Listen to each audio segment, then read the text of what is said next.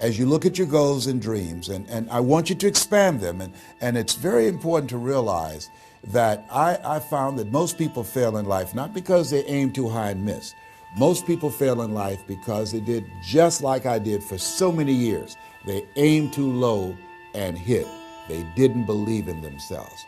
So I want you right now, as we begin to think about the lessons and all the things that you've experienced and all of the comments and stories and strategies and lessons that you've had, I think it's time to revisit and look at your goals and dreams, and let's raise the bar. I remember as a kid, we would be in the backyard and we would play jump, and somebody would get on one side of the stick, my sister and then my brother, we would run and we'd jump over it. And then they say, raise it up a little bit higher. We have to back up and we would run and we'd jump over it again. And then we'd say, raise it up a little higher. And the higher it got, we had to begin to change our approach and how we were going to get over the bar. And that's the same thing in life. And so right now, I want you to think about your goals and dreams as you begin to raise them a little higher. And I want you to say with me, it's possible. It's possible. You know, the easiest thing that I do is speak and train people how to speak. Go into prisons and juvenile detention centers, into high schools and colleges. Speak before thousands of people. I can do that in my sleep. Let me share with you the most difficult thing I've ever done in my life. And it took me years to do. And that was to believe that it was possible. To believe that I can do it. Given my circumstances, born in an abandoned building on a floor, being adopted, being labeled educable mentally retarded, failing twice in school, no college training, never worked for a major corporation. To believe that I had something of value to say, that somebody would want to listen to me, to believe that somebody would pay me to talk to them. Have you ever thought about something you wanted to do and you talk yourself out of it? I remember going to see Zig Ziglar, who I consider the #1 motivational speaker on the planet, and Dr. Norman Vincent Peale when he was alive, and Robert Schuller.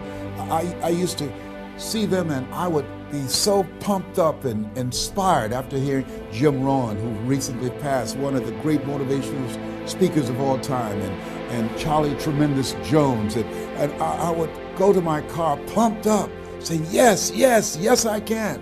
And then after a while, my mental condition would kick in. I would say, Les Brown, you can't do that. You don't have a college education. Les Brown, you can't do that. You don't even know who your parents are. Les Brown, you can't do that. You failed twice in school. Come on. Ever thought about something you wanted to do and you talk yourself out of it? There's a proverb that says, if there's no enemy within, the enemy outside can do us no harm. That's why it's important that you make it a point every day to review these lessons, to get them deep, not only in the conscious mind, but the subconscious mind, and get them in your spirit. Well, how often should I do it? Do it until you are producing the results. That's how often you should do it. And you never stop, because once you stop, that's when those negative thoughts will come back. Once you stop, that's when you will begin to doubt yourself. Once you stop, I'm telling you what I know. Yes. Every day, it's a selling job on you. It's possible. I can do this. I can make this happen. No matter how bad it is or how bad it gets, I'm going to make it. It's possible. Yes, your dream is possible. Say that to yourself every day. Feed your mind with words that you write and words that you hear and words that you speak to yourself. Feed your faith, and your doubts will starve to death. Say to yourself, it's possible. It's possible. It's possible. Even when you have no evidence to point to, say to yourself, it's possible. There's nothing as powerful as a made-up mind. It's a struggle sometimes to do that, especially when you have people around you telling you that it's not possible, that you can't do it. And they're constantly pointing out your failures of the past, constantly reminding you of all of the things that you don't have going for you. I'm reminded of the story of the two little boys that were playing on some ice during the winter. And as they got further out on this ice, one fell through the thin ice and And so the little fellow that was still on top of the ice, he was trying to save his little buddy. And he couldn't reach him. He was trying to pull him. He could see him through the thin ice as he got further away from him, struggling. And he couldn't reach him, and he's trying to break the ice, and he couldn't do it. And he looked around, and he saw a tree in the distance, and he ran, and he got up on the tree, and he pulled and broke down an enormous-sized branch and came back and savagely began to beat that ice and broke it. And miraculously, he saved his friend. And when the paramedics came, and they were able to revive this little boy, they were scratching their heads. They're trying to figure this out. Said, how could this little pruny fellow go up in a tree and break off a branch this size and then come back and beat and break the ice and save his friend?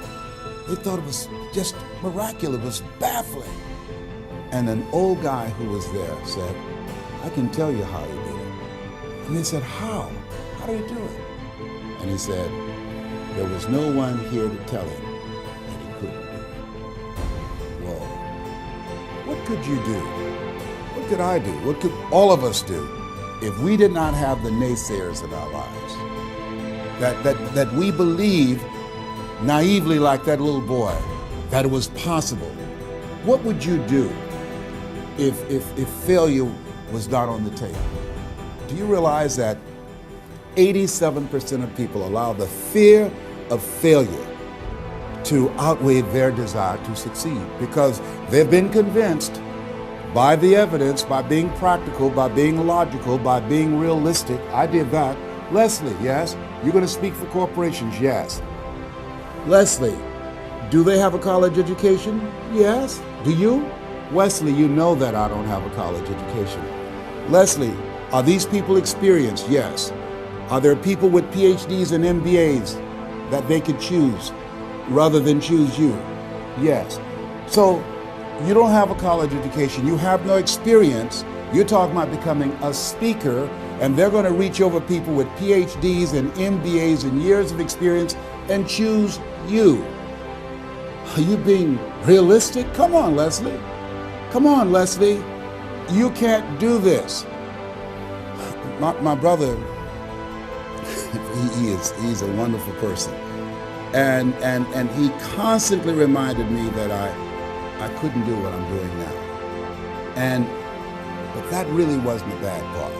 The real bad part was I convinced myself that I couldn't do it. Not only because of those things that he pointed out, being practical and realistic, but also that within myself, I didn't believe what Mike Williams, my mentor, said was possible for me. Have you ever had somebody who believed and saw something for you that you didn't see for yourself? And here's how I escaped that. I discovered that sometimes you have to believe in somebody's belief in you until your belief kicks in. So here's what I am believing for you. The goals that you right now have, the things that you have envisioned for yourself, this is a reflection, what you've done thus far and what you are engaged in doing. It's what's possible for you right now. But there's even more. You don't even know what's in the future. Eye has not seen, ear has not heard. If you believe in yourself, if you constantly remind yourself after every defeat, after every setback, every time you get knocked down, I've got a saying, if life knocks you down, try and land on your back, because if you can look up, you can get up. See, a lot of people, because of failure, they stop believing. Let me share something with you. You will fail your way to success. Yes. 8 out of 10 millionaires have been financially bankrupt. You will fail your way to success. It doesn't matter how many times you fail. It doesn't matter how many times people tell you that you can't do it. It doesn't matter if you don't have a dime in the bank. You will fail your way to success. What's very important is you're believing in yourself. You're constantly saying, somehow, some way, I'm going to make it. I remember a lady out of Detroit, Michigan. They called her Martha Jean the Queen. And she had a motivational message she gave all the time on the radio. And the question she would ask was, do you really want to win? Do you really want to win? And she said, if you really want to win in life, you've got to believe in yourself when no one else does. You've got to believe in yourself. See, it's easy to believe in yourself and to have faith if you have a good bill of health, if your relationship is working out fine, if you have money in the bank, if you have a secure job, if your mortgage note is paid current, if the children are acting like they have good sense. It's easy. If you go to a doctor, they say, oh, you're doing real good, I'll see you next year. It's easy to have faith then. Let me tell you when it's really tough to have faith. When you lose your job, when you lose your retirement, when you go to the doctor and they look at you and say, you have cancer. Cancer is the most feared word in 7 different languages. That's when it's tough to have faith then. And that's when you need to call on your faith then.